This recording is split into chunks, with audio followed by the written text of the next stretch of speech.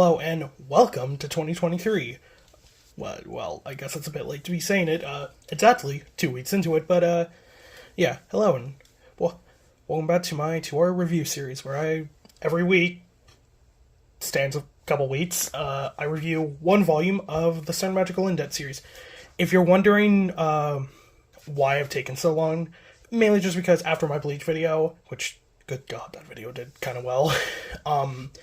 I wanted to take a bit of a break from making videos, and I've also been busy the last couple weeks, so I couldn't read. So and another thing that was kind of preventing me from making this video was I didn't know how to go about it, because for the past 8 volumes, I could basically make a video on them because it was only one volume. But starting with the Daihasei, this was an arc where it was 2 volumes. So I didn't really know if I wanted to do one volume on Volume 9, which we'll be talking about today, or one video on both Volume 9 and Volume 10. So I kind of, after a lot of deliberation with myself and a couple of my friends, I decided, and after making the notes for this video, it'll be 2 videos. Also, I kind of had the realization this is less so of an arc review series and more so of a volume. So it feels kind of missing the point if I do 2 volumes at once. I know it's like a complete package, but I don't know. There's only, I think, 2 more arcs that last more than 1 volume. The Academy City Invasion arc, which is volume, I believe, 11 and 12. No, 12 and 13, because volume 11 is the weird arc. And then, of course, the last 3 volumes of the series. Well, the first series, World War III, so, but yeah, we'll be talking about Volume 9 today, which is Part 1 of the Daihasei Festival, which I think that's an important thing that this video also has to establish, is, like, what is the Daihasei Festival? So, in both Railgun and Indents, there's the arc called the Daihasei Festival Arc is kind of different in both. The reason I haven't made a sisters video for Railgun is basically just because it's kind of the same arc across both series. Like, yeah, we get more stuff with Misaka, and we get the introduction of Item, which I also haven't commented on this, but Item is getting their own spin-off in, like, March, so I'll review that when it comes out. Hopefully we get more Frenda content, because I like Frenda. But in the case of Daihasei, they are very different arcs. Sure, they take place over the course of, the same week, because it's a week-long festival, but, it's just kind of a thing of, like, they're not, because, this volume deals with, like, the stab sword stuff and with Oriana, while, the Railgun version of it deals with, Sugita's introduction, Shokuho becoming an antagonist for Misaka, and, some other things like 5.3 Misaka and the dragons, so it's just better if I make, unless, like, I could have done just 1 hour-long video on the Daihasei, but, I kind of just said no. So the Daihasei Festival is kind of the center stage for this, and it's been built up over the course of a couple volumes. Basically, the Daihasei, if you've attended an American school and went to, like, elementary and middle school, the concept of a field day is not that rare to you, and that's basically kind of what this is. It's basically just a giant field day, I think it is one of the only times of the year that Academy City actually opens a door to the outside world, which, yes, comes with so many problems, which is exemplified with this volume. But the Daihasei Festival is basically just where all the schools in Academy City compete against each other for points, and it's how they rank the schools, with, Tokyo Badai being the number 1, because of course it is. Which we actually get some fun things about Tokyo Badai. We know about the 2 level 5s, because of course, Shokuho and Misaka. But we also find out that there's 47 level 4s, which we only know, off the top of my head, there's Kongo, there's Karoko, and I think that's all that we know about, because Maya and Watsuki, or, the Kongo duo, they're only level 3s, I believe. I think we've seen a couple other level 4s, but those are the big ones. So yeah, the Daihasei Festival is basically just where it's the only opportunity where people from the outside world can come to Academy City and see this, and it's across the entire world. It's kind of the same concept of the sports festival from My Hero Academia, where it's like the world gets to see a new generation of and I mean it does come with that issue, but it's kind of a thing of like it's just like some of these espers are not going to become that relevant, where it's like yeah, most of the class of 1A is going to go on to be pro here, so it's kind of you could bring up it has the same issue of like, oh yeah, people are going to see it, so they'll know how to deal with it. But yeah. So that's kind of the center stage of this. And this is also where we get the reappearance of Toya and Sheena, Toma's parents, which on Angel Falls, so we actually get to see what Sheena looks like. And we also meet another parent of a character. She's not named in this volume, but we do meet Mikoto's mother, Misuzu, which basically imagine Mikoto, but she has longer hair. Yeah, that's essentially Misuzu. So, yeah. And the other character introduction is Toma, of course, competes in this because, of course. And we also meet another member of his class because, Toma's high school, which I don't think I've mentioned this, but we do have a name for his high school. It's literally just a certain high school, which, yeah, is funny. But we meet another member of Toma's class, Fukiyose Sere, or Seri, who's kind of more the athletic member of the class and is part of the the committee that kind of manages the Daihasei and kind of deals with Toma's bullshit. But yeah, the Daihasei is kind of like, it's not the most relevant part of this. It does come into play, but it's kind of just the set piece of this. It kind of facilitates the conflict. So, onto that conflict. The conflict is centered around an item called the stab sword. Yeah, pretty literal name, stab sword. But, we get this in a conversation with, Lola. I still find it funny how they say her name in the volumes is Lola when it's very clearly, like, every other source says it's Laura. L's and R's in Japanese are fucky. And she's talking to Alistair. I think this is the first time, or like one of the first times we see her talking with Alistair. And they're basically talking about, someone has infiltrated Academy City. Because the noticeable issue with the Daihasei, Academy City is something that is very closed off from the world. Like, it has a massive population, like 2.3 million people live in Academy City, but like, as it's pointed out, 1.8 million of that is students. So, like, a fucking third of the city, like, 3/4 of this city is students, so that makes sense.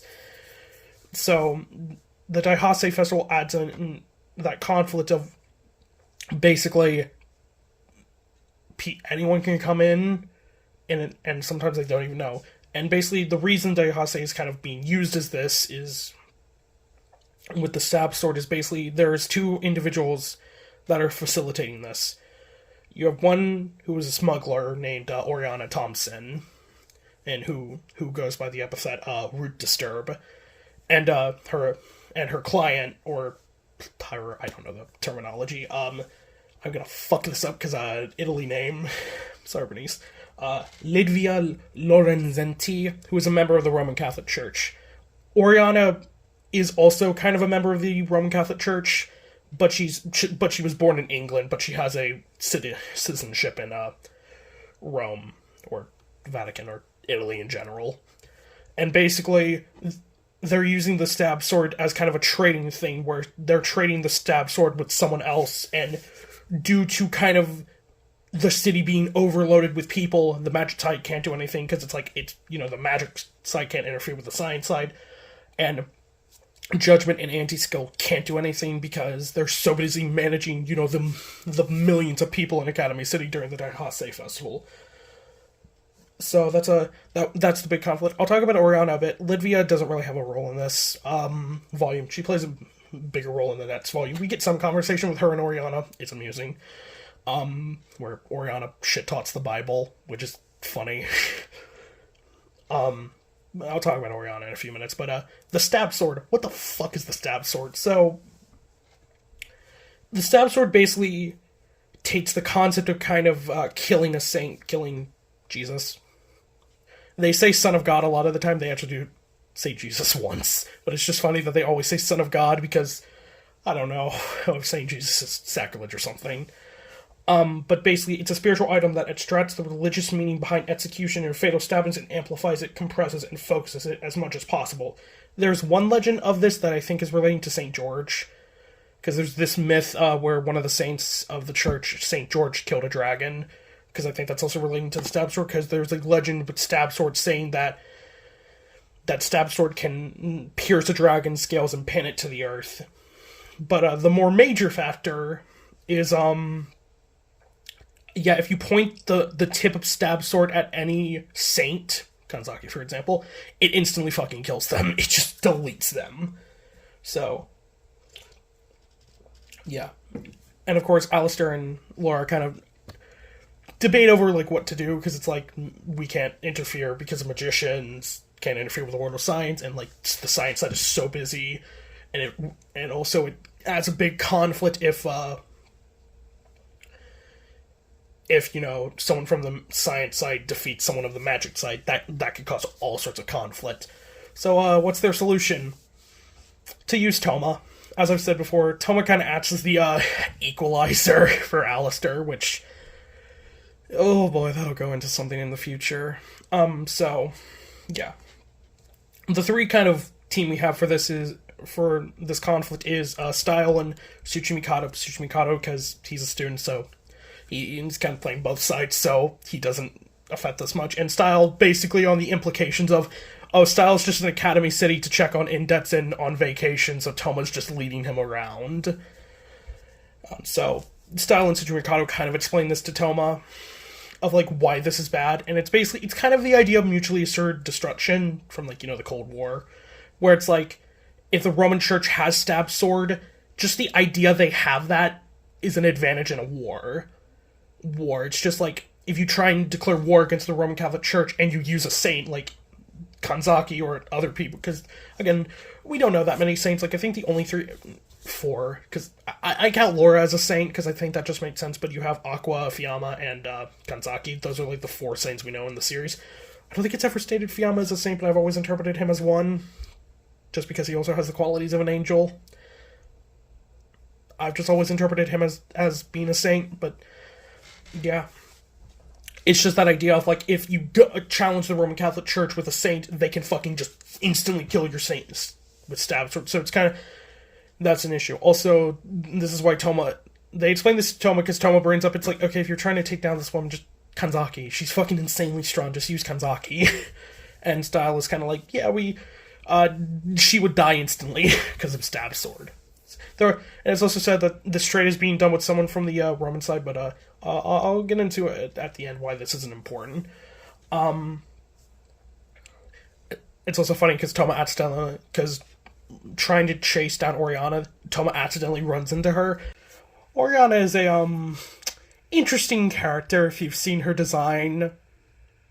Both of her designs, because her initial design is she wears like a basic painter outfit, you know, like tan jeans and like a tan button-up shirt, but she has it buttoned in a way where you can very clearly see her cleavage. It seems like this time, because if you notice, a lot of the women and, like, characters in Indets don't have, like, the biggest breasts.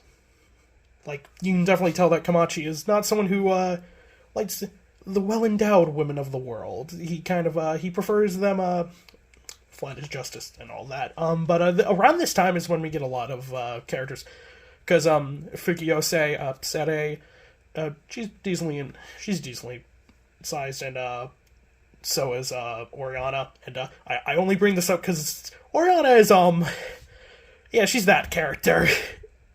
Yeah. I don't want to sound crass, but she is the lewd character. So yeah. Tomo runs into her a couple times, or once, and he tries chasing after her.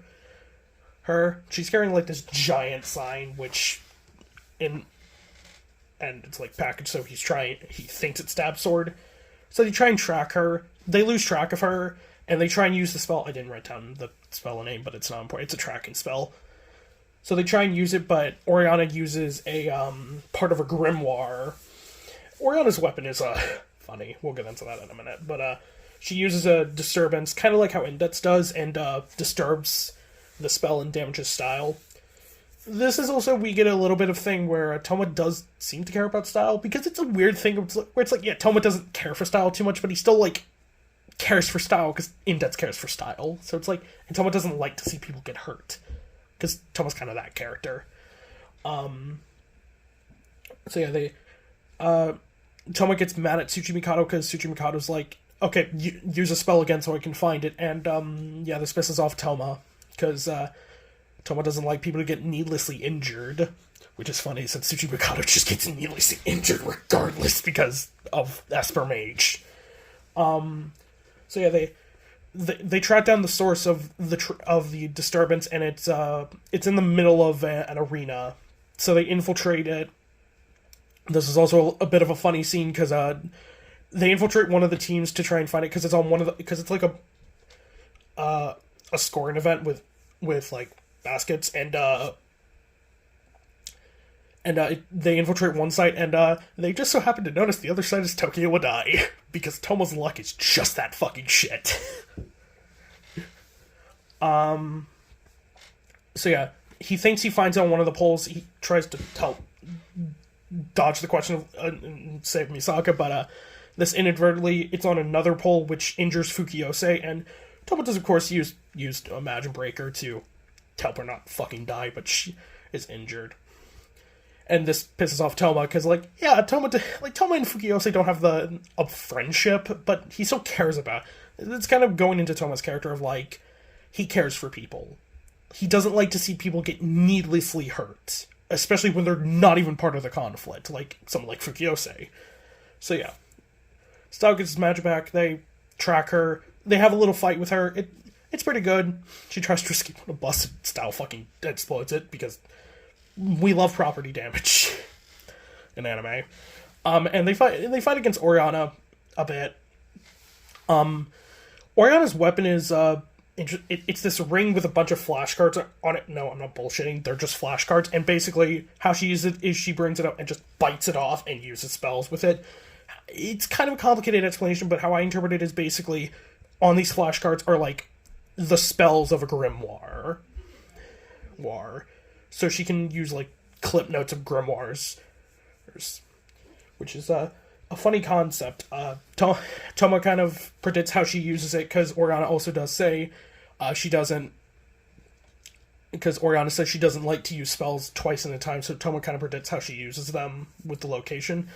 Oriana also is somewhat sexual here, because she mentions foreplay like 5 times, which is very funny.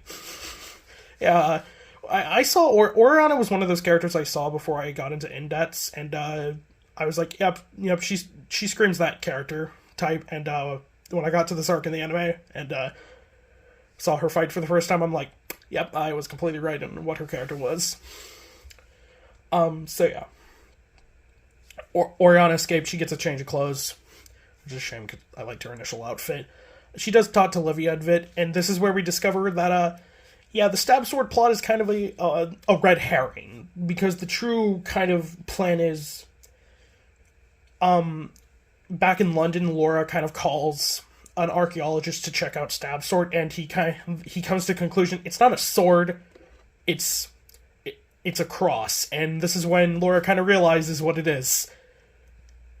This is also at the same time that Style and Tsuchimikado get this information, and they basically say that it is an item called I hate Italian. I hate the language of Italy, because I cannot pronounce it. Crossopeter, but it's Croce di Pietro, which is basically, it is complicated and not explained the best, but basically, wherever you set this up and activate it fully, it will become the territory of the Roman Catholic Church. And Lidvia wants to set this up in Academy City, the center of magic. Basically taking out magic in one fell swoop. Not science, not magic. So, yeah, that's kind of where the volume ends, where they realize, well, fuck, we are running on a time limit. And that's the end of the volume. So, yeah. And is that all I wanted to mention? I think so. There's some other stuff. We do get lots of Toma and Misaka interactions. I think there is an added scene here in the anime, or this might be in the next volume, where we do get some conversation between Misuzu and Toma and Toma's parents. We also get a bit more of Shina's personality, Toma's mom, which is funny. They also run into Oriana, but at the very end, but they don't make any note of it because yeah. So yeah, that's it. I do enjoy this arc a lot because I don't know. I just think it's a really cool, really neat arc. And of course, I'll talk about the railgun version of this arc at a much later date because, good God, I'm not talking about that today. So it does kind of bring up a kind of question of like, does stab sort of exist then? So yeah. So I think that'll be all for this video. So if you like this video, like, comment, and subscribe, and all that stuff, and subscribe. My goal for last year was get to 20 subscribers by the end of the year, and I did it. I don't know, by the end of this year, I'll go for the ambitious goal of 100 subs. See if I can get to 100 by the end of this year. And I promise content will return pretty soon. More regular content will be coming out, and I'll try to get back to the Eden Zero reviews. I just have not enjoyed the last... I just thought the last couple chapters haven't been that review-worthy. The last one... Yeah, I'll probably do a double review of the next chapter coming up in the next couple days, and then that chapter. But, so yeah, do all that YouTube stuff. This will be, signing out, and have a good year.